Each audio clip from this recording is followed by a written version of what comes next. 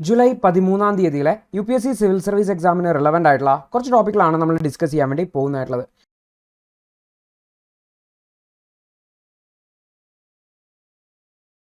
അതിൽ ആദ്യത്തെ ടോപ്പിക് എന്ന് വെച്ചാൽ ബെയിലുമായി ബന്ധപ്പെട്ട് സുപ്രീം കോടതിയുടെ ഭാഗത്തുനിന്നുണ്ടായിട്ടുള്ള ഒരു ഒബ്സർവേഷൻ ആണ്. അപ്പോൾ ആക്ച്വലി ഒരാൾക്ക് ജാമ്യം നൽകി കഴിഞ്ഞാൽ അല്ലെങ്കിൽ ഒരു കേസിൽ ഒരു കോടതി ജാമ്യം നൽകി കഴിഞ്ഞാൽ ആ ജാമ്യം റദ്ദാക്കണം എന്ന് ആവശ്യപ്പെട്ടുകൊണ്ട് സാധാരണ പ്രോസിക്യൂഷൻ അല്ലെങ്കിൽ നമ്മളുടെ ഗവൺമെൻറ്റിൻ്റെ ഭാഗത്ത് നിന്ന് അല്ലെങ്കിൽ പോലീസിൻ്റെ ഇൻവെസ്റ്റിഗേറ്റിംഗ് ഏജൻസിയുടെ ഭാഗത്ത് നിന്ന് ഹയർ കോർട്ടിലേക്ക് അപ്പീൽ പോവാറുണ്ട്. അതായത് അയാൾക്ക് നൽകിയ ജാമ്യം റദ്ദാക്കണം എന്ന് പറഞ്ഞുകൊണ്ട്, അതായത് ബെയിൽ ക്യാൻസൽ ചെയ്യണം എന്ന് പറഞ്ഞുകൊണ്ട്. അപ്പോൾ ഈ ഒരു വിഷയത്തിലാണ് ഈ ഒരു സുപ്രീം കോടതി പറഞ്ഞിട്ടുള്ളതെന്ന് വെച്ചാൽ, അതായത് ഒരാൾക്ക് ജാമ്യം നൽകിയിട്ട് ആ ജാമ്യത്തെ ക്യാൻസൽ ചെയ്യണമെന്നുണ്ടെങ്കിൽ അല്ലെങ്കിൽ ആ ജാമ്യത്തിൻ്റെ നൽകിയ ഉത്തരവിനെ സ്റ്റേ ചെയ്യുന്നുണ്ടെങ്കിൽ അത് എക്സെപ്ഷണൽ സർക്കംസ്റ്റാൻസസിൽ മാത്രമേ ചെയ്യാൻ പാടുള്ളൂ എന്നാണ് പറഞ്ഞത്. അതായത് ഹയർ കോടതികളിൽ ജാമ്യത്തിന് മേലെ, അതായത് ജാമ്യം നൽകിയതിനെതിരായിട്ട് അപ്പീലുകൾ പോകുന്ന സമയത്ത് അദ്ദേഹത്തിന് ജാമ്യം നൽകി കഴിഞ്ഞാൽ എന്തെങ്കിലും തരത്തിലുള്ള അപകടം ഉണ്ടാവും, അല്ലെങ്കിൽ എന്തെങ്കിലും മറ്റൊരാളുടെ പേഴ്സണൽ ലിബർട്ടിക്കോ ലൈഫിനോ ഒക്കെ ഭീഷണിയുണ്ട്, അങ്ങനെയുള്ള എന്തെങ്കിലും തരത്തിലുള്ള പ്രത്യേക സാഹചര്യങ്ങളുണ്ട്, അല്ലെങ്കിൽ വ്യക്തമായ കാരണത്തോടു കൂടി മാത്രമാണ് ബെയില് സ്റ്റേ ചെയ്യാൻ വേണ്ടി പറ്റുള്ളൂ എന്ന് പറഞ്ഞത്. അതായത് ബെയിലിൻ്റെ മേലെ സ്റ്റേ ചെയ്യുന്ന പറഞ്ഞു കഴിഞ്ഞാൽ ഇത് എക്സെപ്ഷണൽ സിറ്റുവേഷനിൽ മാത്രമേ ചെയ്യാൻ പാടുള്ളൂ എന്നുള്ളതാണ് പറഞ്ഞിട്ടുള്ളത്. സ്റ്റേ ഓൺ ബെയിൽ എന്ന് പറഞ്ഞു കഴിഞ്ഞാൽ. അപ്പോൾ ഇത് ആക്ച്വലി സാധാരണ കീഴ്ക്കോടതികൾ ആർക്കെങ്കിലും ജാമ്യം നൽകി കഴിഞ്ഞാൽ ഉടനെ തന്നെ അപ്പർ കോർട്ടിൽ അപ്പീലുമായിട്ട് പോകാറുണ്ട്. അപ്പോൾ സ്വാഭാവികമായിട്ടും ബെയിലുകൾ കൊടുക്കണം. കാരണം ഒരാൾ അദ്ദേഹം പുറത്തിറങ്ങി കഴിഞ്ഞാൽ അദ്ദേഹം സമൂഹത്തിൽ നിന്ന് ഒന്നുകിൽ നാട് വിടാൻ സാധ്യതയുണ്ട്, അല്ലെങ്കിൽ രാജ്യം വിട്ടുപോകാൻ സാധ്യതയുണ്ട്, അല്ലെങ്കിൽ അദ്ദേഹം സാക്ഷികളെ സ്വാധീനിക്കാൻ സാധ്യതയുണ്ട്, അല്ലെങ്കിൽ അദ്ദേഹം ആരെങ്കിലും ആക്രമിക്കാൻ സാധ്യതയുണ്ട്, അല്ലെങ്കിൽ അദ്ദേഹം ഒരു ഡേഞ്ചറാണ്, അല്ലെങ്കിൽ ഒരു അക്രമകാരിയാണ്. അങ്ങനെയുള്ള ഒരു സിറ്റുവേഷനിലൊക്കെ മാത്രമാണ് ബെയിലിന് തടയാൻ പറ്റുള്ളൂ. അല്ലാതെ ബെയിലിന് മേലെ സ്റ്റേ കൊടുക്കരുത് എന്നാണ് സുപ്രീം കോടതി പറഞ്ഞിട്ടുള്ളത്. അപ്പോൾ ബെയിലുമായി ബന്ധപ്പെട്ടുള്ള ഒരു വിഷയമാണ്. ഓർത്തുവെക്കുക, ബെയിൽ എന്ന് പറയുന്നത് ഒരു റൈറ്റ് ഒന്നുമല്ല, ഒരു അവകാശമൊന്നുമല്ല. പക്ഷേ നമ്മളുടെ, അതായത് ജയിലുകളിൽ വെറുതെ ആൾക്കാരെ നിറച്ചുകൊണ്ട് അല്ലെങ്കിൽ കോടതിയിൽ കൃത്യമായിട്ടുള്ള ഫുള്ള് ട്രയൽ കംപ്ലീറ്റ് ആയി ഫൈനൽ വേർഡിക്റ്റ് വരുന്നത് വരെ അയാൾ കുറ്റക്കാരനല്ല എന്ന് നമുക്കറിയാം. കാരണം കോടതി കുറ്റക്കാരനാണെന്ന് വിധിക്കുന്നത് വരെ അയാൾ കുറ്റക്കാരനല്ല. സോ വെറുതെ ഒരാളെ ആരോപണത്തിൻ്റെ പേരിൽ അല്ലെങ്കിൽ അയാളുടെ പേരിലാണ് കേസ് എന്നതിൻ്റെ പേരിൽ ജയിലിലിടുന്നതും ശരിയല്ല. സ്വാഭാവികമായിട്ടും ആ ഒരു വിഷയത്തിലാണ് ബെയിൽ എന്ന് പറയുന്ന ടോപ്പിക് വരുന്നത്, ജാമ്യം എന്ന് പറയുന്ന ടോപ്പിക് വരുന്നത്. അപ്പോൾ ജാമ്യം കൊടുക്കുക എന്ന് പറഞ്ഞു കഴിഞ്ഞാൽ ഒരു റൈറ്റ് ആയിട്ട്, ഒരു ഫണ്ടമെൻ്റൽ റൈറ്റോ ഒരു റൈറ്റ് ആയിട്ടോ നമുക്ക് പറയാൻ പറ്റില്ല. ബട്ട് ജാമ്യം എന്ന് പറയുന്നത് മാക്സിമം കേസിൽ കൊടുക്കാനാണ്. എക്സെപ്ഷണൽ സിറ്റുവേഷനിൽ മാത്രമാണ് ജാമ്യം കൊടുക്കാതെ കസ്റ്റഡിയിലേക്കോ ജുഡീഷ്യൽ കസ്റ്റഡിയോ അല്ലെങ്കിൽ റിമാൻഡിലേക്കോ ഒക്കെ വിടുന്നത് എന്ന് ഓർത്തു വെക്കേണ്ടതായിട്ട് ഉണ്ട്. പോലീസ് കസ്റ്റഡിയിലേക്കൊക്കെ വിടുന്നത് എന്ന് ഓർത്തു വെക്കേണ്ടതായിട്ടുണ്ട്. സോ ഒരു ടെററിസ്റ്റ് കേസുകളിലോ അല്ലെങ്കിൽ രാജ്യം സാധ്യതയോ അങ്ങനത്തെ എക്സെപ്ഷണൽ കേസസിൽ മാത്രമാണ് ബെയിൽ തടഞ്ഞു വെക്കാൻ പറ്റുള്ളൂ, അല്ലെങ്കിൽ ബെയിലിൻ്റെ മേലെ സ്റ്റേ വെക്കാൻ വേണ്ടി പറ്റുക എന്നാണ് സുപ്രീം കോടതി പറഞ്ഞിട്ടുള്ളത്. അടുത്തൊരു വാർത്ത നമ്മൾ കഴിഞ്ഞ ദിവസം ഡിസ്കസ് ചെയ്ത വാർത്ത തന്നെയാണ് ഇൻഫ്ലേഷൻ, അതുപോലെ തന്നെ ഫുഡ് ഇൻഫ്ലേഷൻ എന്ന് പറയുന്നത്. അപ്പോൾ കഴിഞ്ഞ മാസം 4.85 ആയിരുന്നു CPI എന്നുണ്ടെങ്കിൽ അതിൽ നിന്നും മാറിയിട്ട് ഇപ്രാവശ്യം റീറ്റെയിൽ പ്രൈസ് എന്ന് പറയുന്നത് CPI എന്തായിട്ടുണ്ട് 5.1% വർദ്ധിച്ചിട്ടുണ്ട്. സ്വാഭാവികമായിട്ടും ഫുഡ് ഇൻഫ്ലേഷൻ 9.4% വർദ്ധിച്ചു. ഫുഡിൻ്റെ കോമ്പോണൻറ്റ് 9.4% വർദ്ധിച്ചിട്ടുണ്ട്. സ്വാഭാവികമായിട്ടും ഈ ഒരു ഇമ്പാക്റ്റ് ആണ് നമുക്ക് CPIയുടെ മേലെയും കാണാൻ വേണ്ടി പറ്റുന്നുണ്ടായിരുന്നത്. അപ്പോൾ നമ്മൾ നോക്കി കഴിഞ്ഞാൽ നമ്മുടെ റീറ്റെയിൽ ഇൻഫ്ലേഷൻ ഹെഡ്ലൈൻ എന്ന് പറഞ്ഞാൽ ഓവറോൾ റീറ്റെയിൽ ഇൻഫ്ലേഷൻ എന്ന് പറയുന്നത് 4th month ഹൈ ആയിട്ട് 5.08% ആണ് ജൂണിലേക്ക് വന്നുള്ളത്. ലാസ്റ്റ് മന്ത് 4.8% ആയിരുന്നു മെയ്യിൽ ഉണ്ടായിരുന്നത്. അപ്പോൾ സ്വാഭാവികമായിട്ടും വെജിറ്റബിൾസ്, സെറിയൽസ്, ഫ്രൂട്ട്സ്, ഭക്ഷ്യപദാർത്ഥങ്ങൾ, ഭക്ഷണ സാധനങ്ങൾ എല്ലാം തന്നെ ഭയങ്കര കോസ്റ്റ്ലി ആയിട്ട് മാറി. സ്വാഭാവികമായിട്ടും ഫുഡ് ഇൻഫ്ലേഷൻ, അതായത് ഈ ഫുഡ് ഐറ്റംസിൻ്റെ മാത്രം ഇൻഫ്ലേഷൻ നോക്കുമ്പോഴാണ് അതിന് ഫുഡ് ഇൻഫ്ലേഷൻ എന്ന് വിളിക്കുന്നത്. അത് 9.4%. ഇപ്പോൾ റൂറൽ മേഖലയിലുള്ള ഇൻഫ്ലേഷൻ നോക്കുമ്പോൾ കഴിഞ്ഞ മാസം 5.3% ആണെങ്കിൽ 5.6% മാറിയിട്ടുണ്ട്. അർബൻ മേഖലയിലാണെങ്കിൽ കുറവാണ്, അതായത് റൂറൽ ഇൻഫ്ലേഷൻ ഇന്ത്യയിൽ കൂടുതലാണെന്ന് നോക്കാം. അർബൻ ഇൻഫ്ലേഷൻ 4.2% ആണ് മെയ്യിൽ ഉണ്ടായിരുന്നെങ്കിൽ അത് 4.4% എത്തിയുള്ളൂ. അപ്പോൾ ആക്ച്വലി അർബൻ ഇന്ത്യയിൽ ഫുഡ് ഇൻഫ്ലേഷൻ കൂടുതലായിട്ടുണ്ട്, 9.55%. റൂറൽ ഏരിയയിൽ 9.2% ഫുഡ് ഇൻഫ്ലേഷൻ അനുഭവപ്പെട്ടിട്ടുണ്ടെന്ന് ഓർത്ത് വെക്കട്ടെ. അപ്പോൾ സെപ്റ്റംബർ 2013 മുന്നേ ആയിട്ട് ഇന്ത്യയിലെ ഇൻഫ്ലേഷൻ, അതായത് CPI എന്ന് പറയുന്നത് കൺസ്യൂമർ പ്രൈസ് ഇൻഡെക്സ് എന്ന് പറയുന്ന റീറ്റെയിൽ ഇൻഫ്ലേഷൻ മെഷർമെൻറ്റ് 6% മേലെയായിരുന്നു. സെപ്റ്റംബർ 2023 ശേഷമാണ് അത് താഴത്തേക്ക് വന്നിട്ടുള്ളത്. ഇപ്പോൾ സെൻട്രൽ ബാങ്കിൻ്റെ, അതായത് നമ്മുടെ RBIയുടെ ടാർഗറ്റ് എന്ന് പറഞ്ഞാൽ 4 ± 2 ആണ്. അതായത് ഏകദേശം 4നെ സെൻറ്റർ ചെയ്തുകൊണ്ട് 4 + 2 6 വരെ പോകാം, മൈനസ് ചെയ്തുകൊണ്ട് രണ്ടുപേർ, അതായത് രണ്ടിനും മാറിനിടയിൽ മിഡ് റേഞ്ച് ആയിട്ടുള്ള 4 അറൗണ്ട്. സോ സെൻട്രൽ ബാങ്കിൻ്റെ 4% ടാർഗറ്റ് എന്ന് പറഞ്ഞു കഴിഞ്ഞാൽ നമുക്ക് അച്ചീവ് ചെയ്യണം എന്നുള്ള രീതിയിലാണ് കുറഞ്ഞു വരുന്നുണ്ടായിരുന്നു. മെയ്യിൽ 4.8% വരെ എത്തിയിട്ടുണ്ടായിരുന്നു. ബട്ട് ജൂണിലേക്ക് ഈ ഒരു കൺസ്യൂമർ പ്രൈസ് ഇൻഡെക്സ് വീണ്ടും ഉയരുന്നതായിട്ടാണ് കാണുന്നതായിട്ടുള്ളത്. അപ്പോൾ സ്വാഭാവികമായിട്ടും ഈ റിസർവ് ബാങ്ക് ഓഫ് ഇന്ത്യയുടെ ടാർഗറ്റ് അച്ചീവ് ചെയ്യുമോ എന്നുള്ളതിനെ സംബന്ധിച്ച് സംശയം വരുവാണ്. അപ്പോൾ ഇത്തരത്തിൽ ഫുഡ് ഇൻഫ്ലേഷൻ ഉയരാൻ കാരണം ഒന്ന് ഹീറ്റ് വേവ് സിറ്റുവേഷൻ ആയിരുന്നു, അഗ്രികൾച്ചറിനെ അഫക്റ്റ് ചെയ്തു. മൺസൂൺ ഡിലേ ചെയ്തത്, മൺസൂണിൽ ഖാരിഫ് സീസണിൽ റെയിനിൻ്റെ അളവിൽ വന്ന കുറവ്, ഇതെല്ലാം തന്നെ എന്താണ് വെജിറ്റബിൾ പ്രൈസ് ഹൈ ആവുന്നതിന് കാരണമായിട്ടുണ്ടായിരുന്നു. അപ്പോൾ സ്വാഭാവികമായിട്ടും ഈ ഒരു 8 സക്സസീവ് മന്തിലാണ് എന്ത് ചെയ്യുന്നതായിട്ടുള്ളത് ഈ ഒരു വെജിറ്റബിൾ പ്രൈസൊക്കെ കൂടുന്ന സാഹചര്യത്തിലേക്ക് പോകുന്നതെന്ന് ഓർത്ത് വെക്കുന്നതിന്. സ്വാഭാവികമായിട്ടും ഇതാണ് ഫുഡ് ഇൻഫ്ലേഷന് കാരണമായിട്ടുള്ളതെന്ന് കൂടി ഓർത്ത് വെക്കേണ്ടതാണ്. അപ്പോൾ ഇത് അതിൽ നൽകിയിട്ടുള്ള ഒരു ഗ്രാഫാണ്, ഫുഡ് ഐറ്റംസിൻ്റെ വിലയാണ് കാണിക്കുന്നതായിട്ടുള്ളത്. ഇപ്പോൾ 2024 ജൂണിൽ 9.36% വർദ്ധിച്ചിട്ടുണ്ടെന്നാണ്. അപ്പോൾ ഇതാണ് ഫുഡ് ഐറ്റംസിൻ്റെ വില കാണുന്നത്. ജൂൺ 2023 ടൈമിൽ നോക്കിക്കഴിഞ്ഞാലും ഇത് വളരെ കൂടുതലായിരുന്നു എന്ന് ഓർത്ത് വെക്കുക. ഓൾമോസ്റ്റ് ഒരു 11-11.5% അടുത്തേക്ക് എത്തിയിട്ടുണ്ടായിരുന്നു. അതിൽ നിന്നും അത് കുറഞ്ഞു വന്ന് ഏകദേശം ഒക്ടോബർ നവംബർ ടൈമിലൊക്കെ ആകുമ്പോഴത്തേക്ക് കുറഞ്ഞ് 6ൻ്റെ അടുത്തേക്ക് എത്തിയിട്ടുണ്ടായിരുന്നു. ജസ്റ്റ് അബവ് 6 ആയിരുന്നു.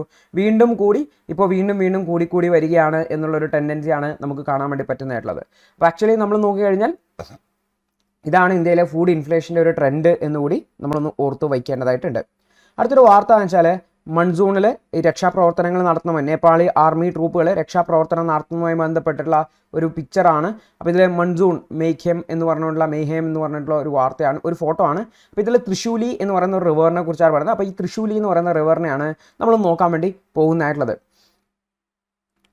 അപ്പോൾ കഴിഞ്ഞ ദിവസം നേപ്പാളിൽ ലാൻഡ് സ്ലൈഡ് ഉണ്ടായി, വെള്ളപ്പൊക്കം ഉണ്ടായി. സ്വാഭാവികമായിട്ടും അതിൻ്റെ ഭാഗമായിട്ട് നേപ്പാളീസ് ആർമി നടത്തുന്ന റെസ്ക്യൂ ഓപ്പറേഷനാണ് നമുക്ക് ഈ ഒരു പിക്ചറിൽ കാണാൻ വേണ്ടി പറ്റിയിട്ടുണ്ടായിരുന്നത്. അപ്പോൾ ആ ഒരു പിക്ചറിൽ തൃശ്ശൂലി എന്ന് പറയുന്ന ഒരു റിവറിനെ കുറിച്ചിട്ടാണ്, ആ ഒരു തൃശ്ശൂലി റിവറിലാണ് ഈ ഒരു രക്ഷാപ്രവർത്തനം നടക്കുന്നുണ്ടായിരുന്നത്. സോ ആ തൃശ്ശൂലി റിവറാണ് നമ്മൾ നോക്കാൻ വേണ്ടി പോകുന്നത്. അപ്പോൾ തൃശ്ശൂലി റിവർ എന്ന് പറഞ്ഞു കഴിഞ്ഞാൽ നാരായണി, അതായത് ഗന്ധക് അല്ലെങ്കിൽ ഗന്ധക് എന്ന് പറയുന്ന റിവർ ഉണ്ട്. അതായത് ഇത്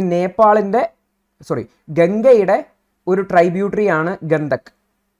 ഓക്കെ, ഗംഗയുടെ ട്രൈബ്യൂട്ടറിയാണ് ഗന്ധക്. ഗന്ധക്കിൻ്റെ ഒരു മേജർ ട്രൈബ്യൂട്ടറിയാണ് തൃശ്ശൂലി എന്ന് പറയുന്ന റിവർ. അല്ലെങ്കിൽ ഈ ഒരു ഗന്ധക് റിവറിനെ നേപ്പാളിൽ നാരായണി റിവർ എന്നാണ് വിളിക്കുന്നത്. അപ്പോൾ ഈ നാരായണി റിവറിൻ്റെ ഒരു ട്രൈബ്യൂട്ടറിയാണ് തൃശ്ശൂലി എന്ന് പറയുന്നതായിട്ടുള്ളത്. അപ്പോൾ അവിടെ കിയോങ് സാങ്പോ എന്ന് പറയുന്ന സ്ഥലത്തും അതുപോലെ തന്നെ ലെന്താ ഖോല എന്ന് പറയുന്ന സ്ഥലത്തുമായിട്ട് ടിബറ്റിലാണ് ഈ ഒരു നദി ഒറിജിനേറ്റ് ചെയ്യുന്നതായിട്ടുള്ളത്. അതിനുശേഷം നേപ്പാൾ ടിബറ്റ് ബോർഡറിൽ വെച്ചിട്ട് ഇത് രണ്ടും ജോയിൻ ചെയ്യുന്നതെന്ന് ഓർത്ത് വേണ്ടത്. അപ്പോൾ ഈ ഒരു റിവറിൻ്റെ വാലി എന്ന് പറഞ്ഞു കഴിഞ്ഞാൽ അതായത് ടിബറ്റിനും കാഠ്മണ്ഡുവിനും ഇടയിലുള്ള ഒരു ട്രഡീഷണൽ ആയിട്ടുള്ള ട്രേഡ് റൂട്ട് കൂടിയാണെന്ന് ഓർത്ത് വെക്കുക. അതായത് നേപ്പാളിനെയും ടിബറ്റിനെയും തമ്മിൽ കണക്ട് ചെയ്യുന്ന ഒരു ട്രേഡ് റൂട്ടാണ് എന്നുകൂടി ഓർത്ത് വെക്കാനായിട്ട്. അപ്പോൾ ഇതാണ് തൃശ്ശൂലി എന്ന് പറയുന്ന റിവർ. ഈ തൃശ്ശൂലി എന്ന് പറയുന്ന റിവർ ആണ് പിന്നീട് നാരായണി ആയിട്ട് മാറുന്നത്. ഈ നാരായണിയാണ് ഇന്ത്യയിലേക്ക് വരുമ്പോൾ അത് ഗന്ധക്കായി മാറുന്നത്. ഗന്ധക്കായി മാറിയിട്ട് ഈ ഗന്ധക്കാണ് പിന്നീട് വന്നിട്ട് ഗംഗയുടെ ട്രൈബ്യൂട്ടറി ആയി മാറുന്നതെന്നും കൂടി ഓർത്ത് വെക്കേണ്ടതായിട്ട്. അപ്പോൾ തൃശ്ശൂലി എന്ന് പറഞ്ഞ റിവർ നമ്മൾക്ക് ഇന്ത്യയെ സംബന്ധിച്ച് ഭയങ്കര ഇമ്പോർട്ടൻ്റ് അല്ല, ബട്ട് ഗന്ധക്കിൻ്റെ ഒരു ട്രൈബ്യൂട്ടറി ആയിട്ട് നമുക്ക് കാണാൻ വേണ്ടി പറ്റും. ഓക്കെ, ഈ ഗന്ധക്കിലേക്ക് വന്ന് ജോയിൻ ചെയ്യും, അത് ഗംഗയുടെ ട്രൈബ്യൂട്ടറി ആയിട്ട് മാറും. അടുത്തത് റോഡ് സേഫ്റ്റിയുമായി ബന്ധപ്പെട്ട ഒരു വാർത്തയാണ്. റോഡ് സേഫ്റ്റി എന്ന് പറഞ്ഞാൽ നമ്മുടെ രാജ്യത്തെ സംബന്ധിച്ച് വളരെ ഇമ്പോർട്ടൻ്റ് ആയിട്ടുള്ള ഒരു ടോപ്പിക്കാണ്.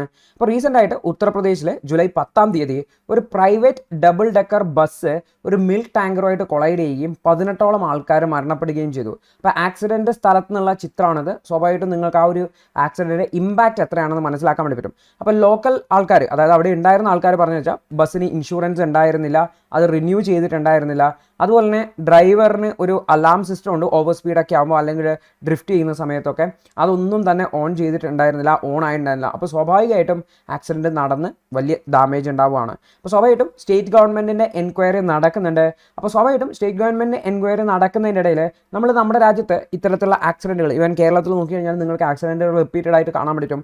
സോ റോഡ് സേഫ്റ്റി എന്ന് പറഞ്ഞാൽ പ്രധാനപ്പെട്ട ഒരു ടോപ്പിക്കാണ്. അപ്പോൾ റോഡ് സേഫ്റ്റിയുടെ കാര്യം ആലോചിക്കുമ്പോൾ എപ്പോഴും അതൊരു മൾട്ടി ഡയമെൻഷണൽ നേച്ചറിലുള്ളതാണെന്ന് ഓർത്തേക്കും. ഒന്നോ രണ്ടോ കാര്യങ്ങളോ കൊണ്ടല്ല, ഒരുപാട് കാര്യങ്ങൾ ഇതിനെ ഡിപ്പെൻഡ് ചെയ്യും. ഒന്നാമത്തെ വെച്ചാണ് റോഡിൻ്റെയും ഹൈവേയുടെയും ഡിസൈൻ എന്ന് പറയുന്നത്. അതായത് റോഡിലും ഹൈവേയിലും ഒക്കെ കൃത്യമായിട്ട് വളവും തിരിവുകളൊക്കെ കുറഞ്ഞുകൊണ്ട് നല്ല മെറ്റീരിയൽ ഉപയോഗിച്ചുകൊണ്ട് റോഡുകൾ ഉണ്ടാക്കണം. കാരണം സ്ലിപ്പ് ആവാൻ പാടില്ല, ലൈൻ തെറ്റാൻ പാടില്ല, കൃത്യമായിട്ടുള്ള സിഗ്നൽസ് വേണം, കൃത്യമായിട്ടുള്ള ലൈൻ കാണിക്കണം. അപ്പോൾ റോഡിൻ്റെയും ഹൈവേയുടെയും ഡിസൈൻ എന്ന് പറയുന്നത് റോഡിൻ്റെ സേഫ്റ്റിയെ സംബന്ധിച്ച് വളരെ ഇമ്പോർട്ടൻ്റ് ആയിട്ടുള്ളതാണ്. അതുപോലെ തന്നെ റോഡ് സൈഡിൽ ബിസിനസ്സുകളുള്ളത്, ഉദാഹരണത്തിന് നമ്മുടെ നാട്ടിലെ റോഡിൻ്റെ രണ്ട് സൈഡ് നോക്കി കഴിഞ്ഞാൽ നിങ്ങൾക്ക് കാണാൻ പറ്റും ഒരുപാട് കടകളാണ്. പല കടകളും എൻക്രോച്ച് ചെയ്തിട്ട് കാണാൻ പറ്റും. ഈവൻ എൻക്രോച്ച് ചെയ്തിട്ട് പെർമനൻറ്റ് കടയില്ലെങ്കിൽ പോലും അവിടെ ഒരു പെട്ടിയോട്ടയോ അല്ലെങ്കിൽ ഒരു ടെമ്പററി ഷെഡൊക്കെ കെട്ടിയിട്ട് ആൾക്കാർ കച്ചവടം ചെയ്യുന്നത് കാണാൻ പറ്റും. സ്വാഭാവികമായിട്ടും ഇതും റോഡ് സേഫ്റ്റിയെ ബാധിക്കുന്ന ഒരു സംഭവമാണ്. കാരണം എന്താ, ഇവിടെ ഇതാണ് റോഡ്, ഈ റോഡിൻ്റെ ഇവിടെയാണ് ശരിക്കും ഇത്ര പോലെ സ്ഥലം വോക്ക് വേ ആയിരുന്നു, ഇവിടെ നിന്നാണ് ശരിക്ക് നടക്കുന്നത്. അപ്പോൾ ഈ വോക്ക് വേയിലാണ് പെട്ടിക്കടക്കാരൻ കട തുടങ്ങുക. അപ്പോൾ സ്വാഭാവികമായിട്ടും നടന്നു വരുന്ന ഒരാൾ എന്ത് ചെയ്യേണ്ടതിനും ഇങ്ങനെ നടക്കേണ്ടി വരും. അപ്പോൾ ഇവിടെ റോഡിലേക്കൂടെ പോകുന്ന വാഹനം അദ്ദേഹത്തെ ഹിറ്റ് ചെയ്യേണ്ട സാധ്യതയുണ്ട്. അപ്പോൾ സ്വാഭാവികമായിട്ടും ഇത്തരത്തിലുള്ള റോഡ് സൈഡിലുള്ള ബിസിനസ്സുകൾ റോഡിലെ ട്രാഫിക് കൂടുന്നതിന് വേണ്ടി, കൺജഷൻ കൂടുന്നതിനൊക്കെ കാരണം. മറ്റൊന്നാണ് സ്പീഡ് ആൻഡ് ആക്സസ് കൺട്രോൾ എന്ന് പറഞ്ഞാൽ സ്പീഡ് ഒരു പ്രധാനപ്പെട്ട കാര്യമാണ്. മറ്റൊന്നാണ് വിസിബിലിറ്റി എന്ന് പറയുന്നത്, റോഡിൽ നമുക്ക് കൃത്യമായിട്ടുള്ള വിസിബിലിറ്റി ഒക്കെ ഉണ്ടോ എന്ന് ഉറപ്പ് വരുത്തുക എന്നുള്ളത്.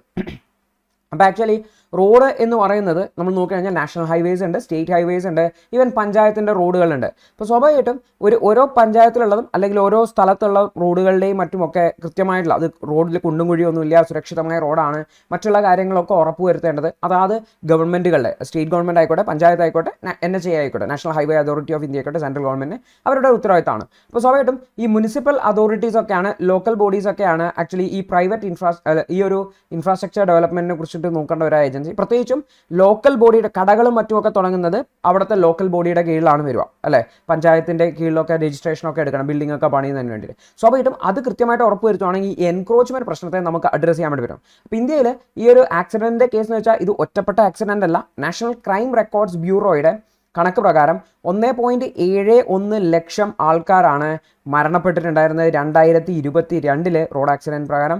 4.23 ലക്ഷം ആൾക്കാർ ഇഞ്ചേർഡ് ആയിട്ടുണ്ടായിരുന്നു. ഏകദേശം 4.46 ലക്ഷം ആൾക്കാർ റോഡ് ആക്സിഡൻറ്റുകൾ റിപ്പോർട്ട് ചെയ്തിട്ടുണ്ട്. ഓർത്ത് വെക്കുക, റിപ്പോർട്ട് ചെയ്ത റോഡ് ആക്സിഡൻ്റ് ആണ്. രണ്ടുപേര് തട്ടി, അവർ തമ്മിൽ സംസാരിച്ചു, കുഴപ്പമൊന്നുമില്ല, അപ്പോൾ പോയി എന്നുള്ളത് റിപ്പോർട്ട് ചെയ്യപ്പെടുന്നില്ല. മറിച്ച് ഇത് പോലീസ് സ്റ്റേഷനിലും മറ്റുമൊക്കെ ആയിട്ട് റിപ്പോർട്ട് ചെയ്യപ്പെട്ട ആക്സിഡൻ്റ് ആണ് പറയുന്നത്. അപ്പോൾ മറ്റൊരു പ്രധാനപ്പെട്ട വിഷയമാണ് സ്പീഡ് കൺട്രോൾ എന്ന് പറയുന്നത്, അല്ലെങ്കിൽ ഓവർ സ്പീഡിങ് എന്ന് പറയുന്നതായിട്ടുള്ളത്.